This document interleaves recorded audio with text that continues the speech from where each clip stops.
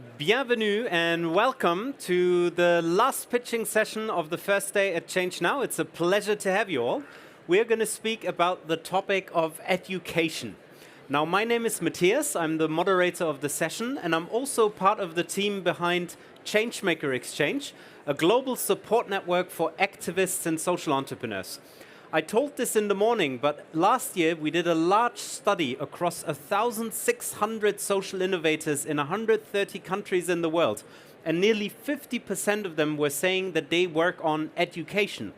We went on to ask them why that is. Why do they think it is so vital and important for human development? And they were saying that in their eyes, it is the biggest lever to overcome societal and social injustice. It's the great equalizer that we have at our disposal as humanity. So without further ado, I'm really excited to welcome you all here. Before we go to the pitches, I'd love to welcome our wonderful jury. Let's keep it very short and sweet, maybe just 20 seconds. Who are you and who do you represent? Hi everyone, my name is Sandy Snook and I'm representing University of Applied Sciences, and I'm also a moderator and a pitch trainer. Wonderful, good to have you. Hello, nice to meet you everyone. I'm Geraldine, I represent EduCapital. We're an investment fund investing across Europe in EdTech and future of work. And we're also a social impact fund, obviously. Wonderful. Hello, my name is Florence Rizzo. I am an Ashoka Fellow working in the field of education. The organization is called Ecoluma, and we are empowering teacher and school leaders as change makers. Wonderful. Hi everyone, nice to have you here. My name is Edina Csányi and I represent the European Investment Bank Institute. Our key activities are in fact in education and in impact. Cool, okay, and you have a good soundtrack for your pitches now with a little bit of classic music. But that will not stop us. Thank you. It's great to have your expertise and your personalities here. I want to welcome the first pitcher. We have 5 in total, 3 minutes each. Don't take it personal, but if you run up to your 3 minutes, I'm going to approach you slowly to give you a sign. But now, without further ado, I'm super excited to welcome Oliver from Wildya. Stage is yours. Thank you. Since I was a kid, I was fascinated by nature. Look, for instance, how they deal with danger. They either flee, freeze, or fight. Very similar to how we humans are currently dealing with the nature and climate crisis. Most of us are fleeing, so pretending somebody else would take care of this, or freezing, just overwhelmed by the sheer amount of the task at hand. Only a few of us, they're actually fighting through ecopreneurship, activism, policies, and so on. But we need to get much more people from fleeing to freezing into fight, because the challenges are just like massive. Like, for example, 2 million species that are facing extinction if we don't act now. If that freaks you out, can I see maybe some arms? All right, yeah, a couple. So that's actually a symptom of eco-anxiety, and 810 million people like me are suffering with that. If it's unchecked, it actually has like some severe physical and mental health challenges. That's where Wildya comes in.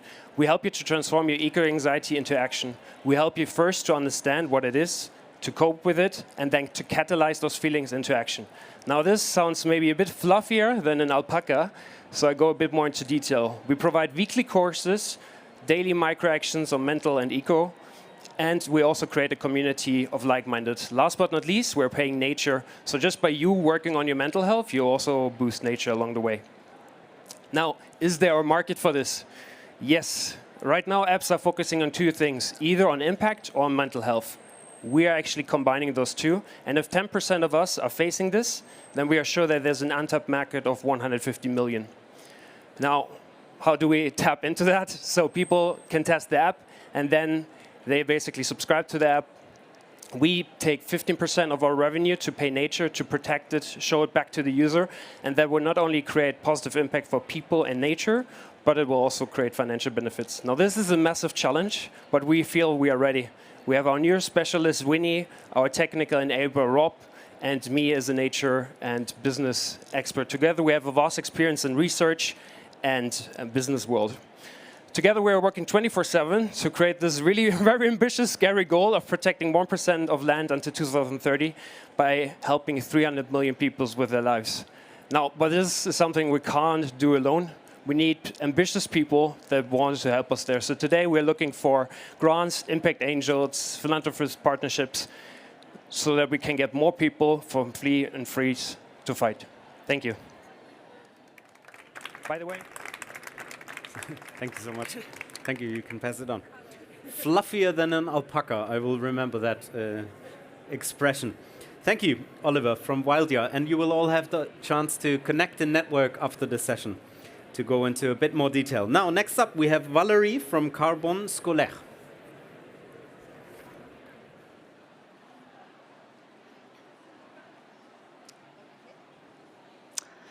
Think superhero, and superpowers likely find you mind.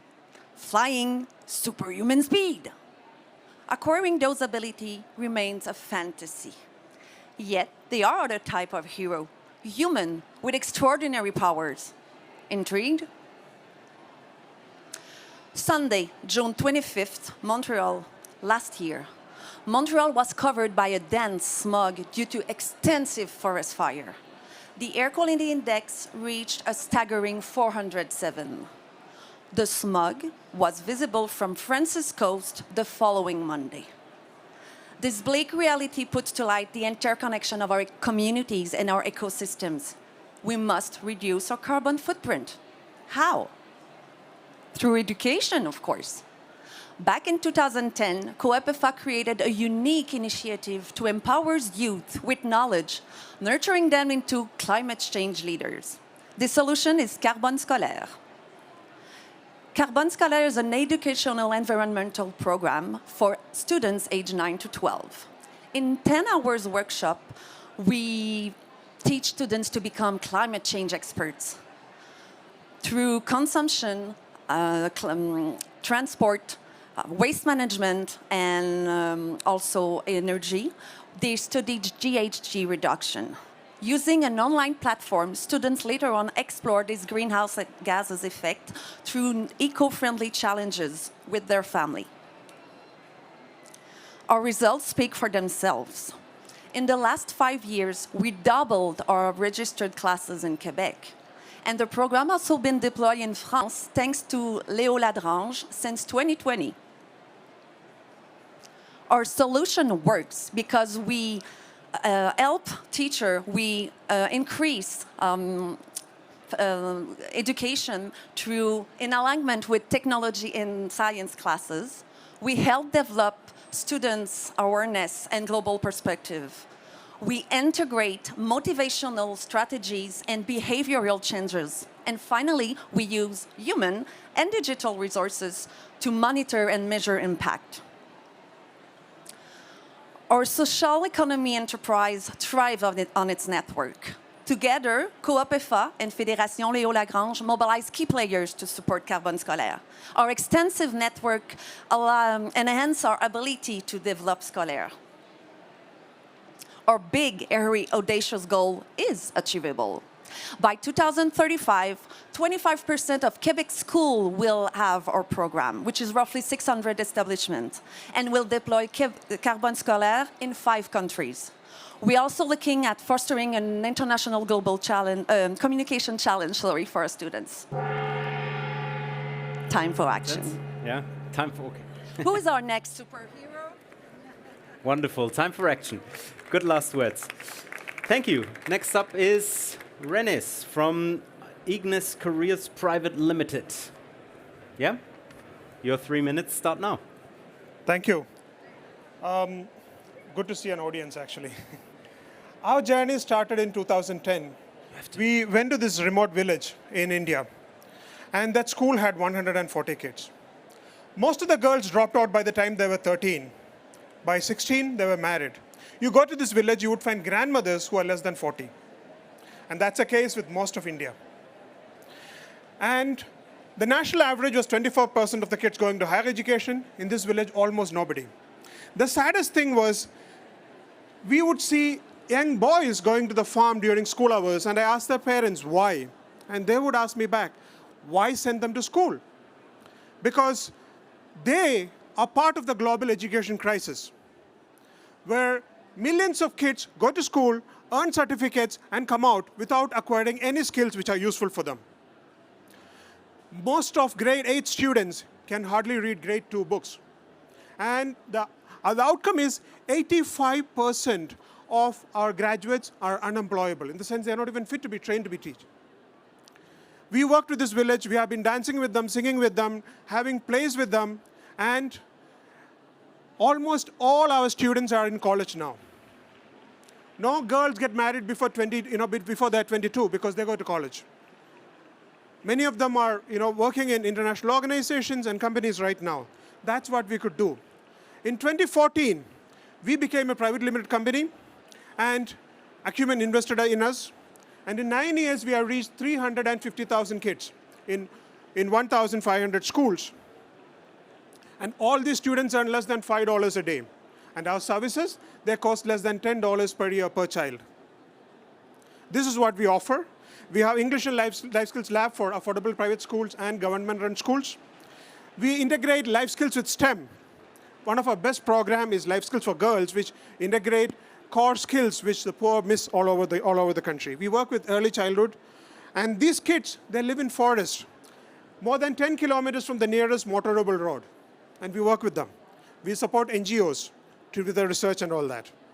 It's a huge market. There are 400,000 schools catering to 50% of 290,000 children who go to 290 million children who go to schools in India. And we are trying to raise some funds. We were almost wiped out by COVID. We are trying to build it back. We are looking to raise 600,000 so that we could reach 18 cities in the next 2-3 years, could develop digital tools and integrate our program. What we are looking for is partners. Anybody who would like to help us, funds, grants, partners, collaborators, to reach 2.7 million children by 2028. Help them change their life. Help them, empower them with life skills. Help these people break the cycle of poverty. Thank you. Wonderful. Thank you, Renis. That's really impressive numbers and great work. Thank you. Next up is Colleen from ByMaker. Your time to shine. Thank you. Thank you. Hello, everyone. My name is Colleen. I'm here to present you ByMaker, which is a game for the next generation of smart citizens. In a world where our political leaders are elected by a majority of voters, but not a majority of citizens, the question of participatory democracy is extremely important. And the UN Secretary General has said it best. It is not the government that will deliver the SDGs. It is society as a whole. So what do we do? In our democratic processes, there is a group that is highly underrepresented. They cannot vote. These are the children, the future. This is a mobility plan that was designed by Norwegian kids. This is how they tell you how their way to school looks like. This is the challenges that they experience in the city. Now, how do you get them to give you this input? You can invite them to meetings, you can get their parents to take them to your workshop, or you can also try to get into schools. But the results of these processes are very difficult to implement sometimes. Like, what do you do with those drawings, right? And it requires a whole new set of skills from the planners to be able to do something with this wonderful inputs. So I present you ByMaker. For ByMaker, we are using 3D maps of the cities where the children are. And we introduce them with friendly historical characters. Here it could be a friendly Eiffel Tower, for example. And we let them play around with different development scenarios with the city, around mobility, around residential spaces, nature in the city, maybe a Tivoli that could produce energy for the neighborhoods. And then they can decide to build those scenarios and see the consequences of their actions and their choices on the sustainability of the city.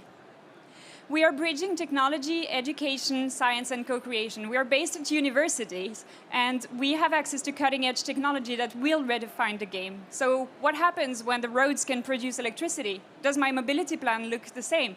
We want to introduce them to those future scenarios. Our competitors were nice enough to let us go into the game. They did not focus on children. They did not focus on education. They are only providing solutions to gather inputs and treat data. This is our idea for the business model. We want to operate with a Robin Hood business model, heavily relying on grants at first and then reducing it, but also keep that vision that all municipalities should be able to afford ByMaker based on their resources. And this might be how children think being an architect looks like, because this is how their parents look like on a construction site. But in a few years, maybe this is how it looks like when it's their turn to be the architect. This is our team, wonderful people, lots of skills within psychology, design, sustainability, and we believe that we are ready to make a change, so please join us.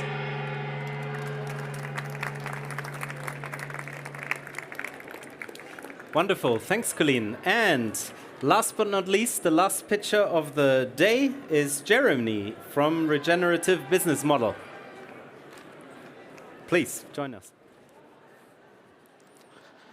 Hello everyone, my name is Jeremy. I'm the founder of We Are Alive, and I'm here to present you the Regenerative Business Model Canvas.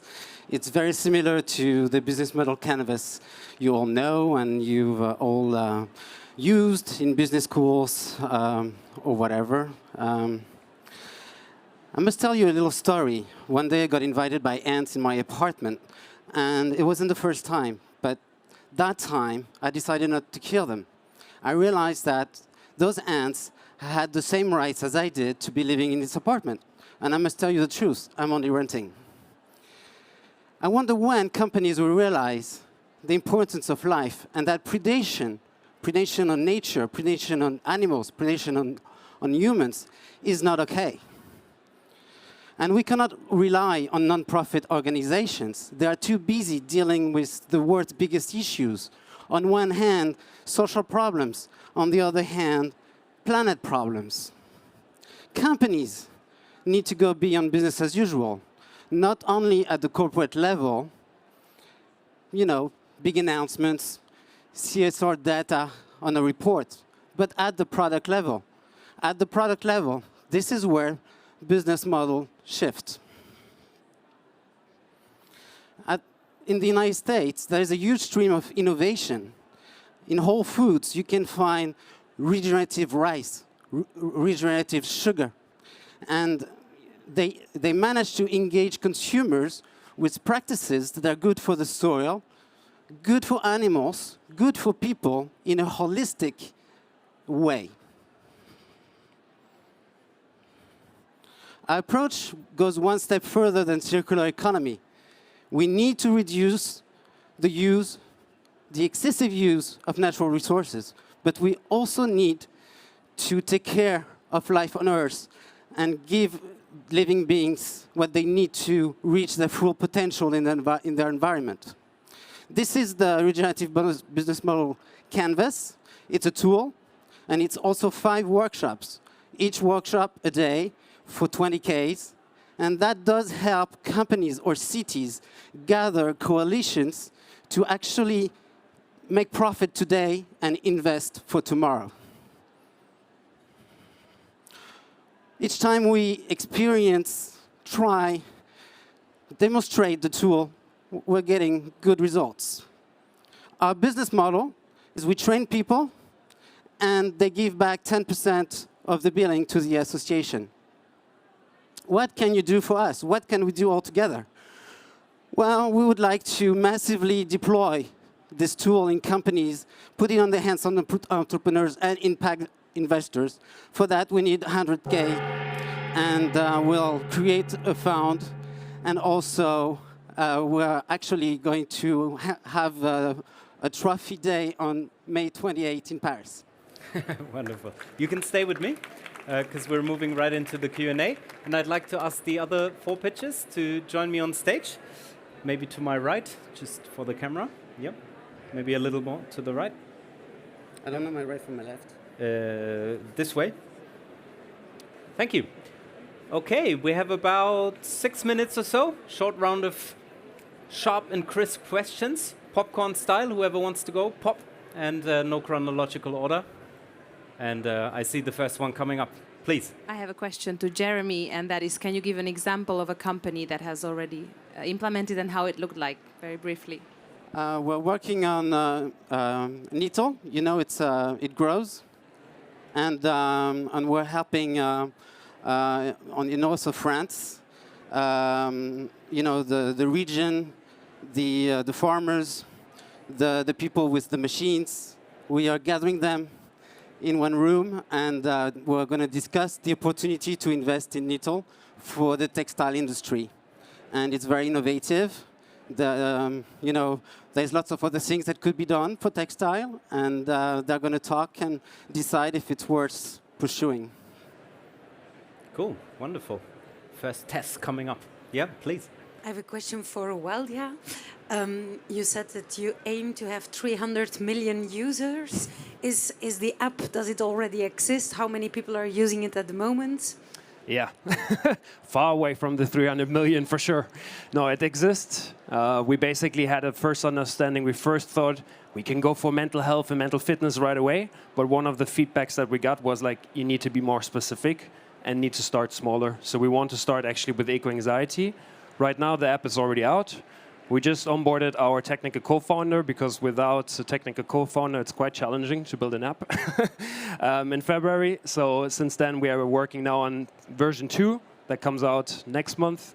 And then we're going to actually start to increase, like putting more and more people on it. So right now, we have like 300 registered people. And plus, we have now 15 power users that we co-create this app with. But we on purposely didn't onboard more because it was just a waste of like time and karma. So yeah, far away from the 300, so room to go. You'll get there in no time. Wonderful. Next question, yeah? For Ignis, you started in rural areas and you're moving towards cities. Why is this shift? And is a priority for you remains rural areas, or do you want to shift to urban areas? No, we have been working in both the areas from the beginning. So we work in rural. In urban, it's mostly peri-urban, where you have people, you know, working in unorganized sector. They live around the factories and things like that, and that's where most of the schools are situated. So, well, and they're just newly moved to the cities. So, you know, that's how we are working with. And to work with rural, again, money is a constraint. $10 is a lot of money for a lot of people. So we really have to raise funds from CSRs and other people. We work with NGOs when we go there, with villages. Cool, wonderful. Next question.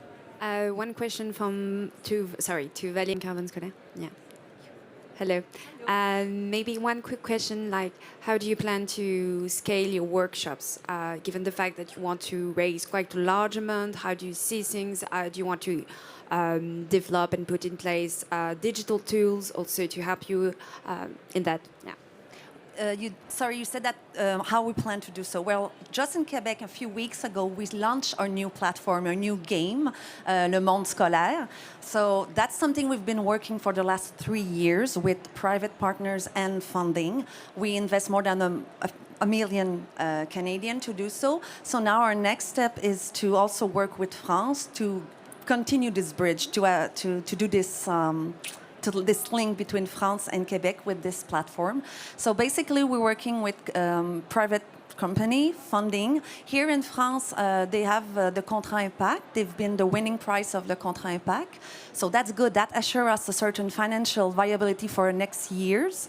But we aim to have 400 classes yearly. So we're counting on any other type of funding to help us achieve this goal, starting around 227. And 227 is tomorrow, so we're already planning for that, right? Okay, thanks. Thank you. Another question. I have a question to Colleen, and that is how you measure the impact of ByMaker. Do you mean the scoring system within the game, or whether the game actually worked? Yes, exactly. Yes. Okay, so far the way we have been doing it is that when we go to a classroom, we have a pre-survey with the children, but it's like a live survey where they can flash the QR code and they see the results live. And the first question we ask them is, what comes to your mind when you hear about sustainable development? And across all the test sessions we've had, we've seen that the answers were heavily focused on the environment. Like, they are very familiar with the electric vehicles, sorting their trash, making conscious choices that preserve the environment, but very little answers about social and economic aspects. So after they played with the game, we do the survey again, and then we also ask them to range from environmental, social, and economic. What do you think is the most important? Is it one of them? Is it two of them? Or is it all three? And we have seen that the results post-game were positive. So this is how we are doing it right now. But in the future, it should be integrated within the game. Okay. Coming up to the end. One very last short question. Yeah, maybe one question to Olivier, it's your name? Yeah. Yeah. Nice to meet you. My question basically is, what's your vision on the community side of your business? Do you want to develop it remotely or, within your app? What do you think? The vision is very big. Yeah. Right now, where we're currently standing is we already created the community to start with, because the community is a bit easier to build, especially without tech knowledge. So we already start to gather people from around the world that are facing eco-anxiety. And what we see is already there's a variety of people. It's not just young people. It actually goes up to 60, and from the global north to global south and so on. So mobile penetration and internet access is just getting higher and higher and higher. So in order to be really scalable, I always believe technology can help us to actually bring more, especially mental health care, to more people. So ideally, digitally, however, creating also the kind of resources and empower the community to start their own local chapter. So just by 2 months already in the Slack community, there's already a person that started their own little chapter in Canada. So that would be really cool to give them the resources so that they can have a local impact on their community. Because let's be honest, an app can only go so far. And it's, again, keeps people to their device. So ideally, let's take them out of this and get them into the local community. But we need to meet them where they are, and they are on their smartphones. So, yeah. Thanks. Wonderful. Thank you. We ran out of time, so if it's okay, I would close. Please raise your hands and give these changemakers a big round of applause. Wonderful work. Lots of potential and impact already. You have a chance to continue the mix and mingling and the networking in the networking area in just a moment. I also want to thank our wonderful jury. You have one last little duty, which is to vote on the so-called coup de cœur. You're getting a little piece of paper, which is to send one of the pitches onto the stage again. Yeah, I can imagine. I wouldn't want to have to make that choice. Thank you to the audience. This is it for today, the first day of Change Now at the Garden Stage and the pitching sessions. We're going to meet back here tomorrow at 9:30 for another firework of ideas from around the world. It was lovely having you. Thank you. Bonne soirée, and see you tomorrow.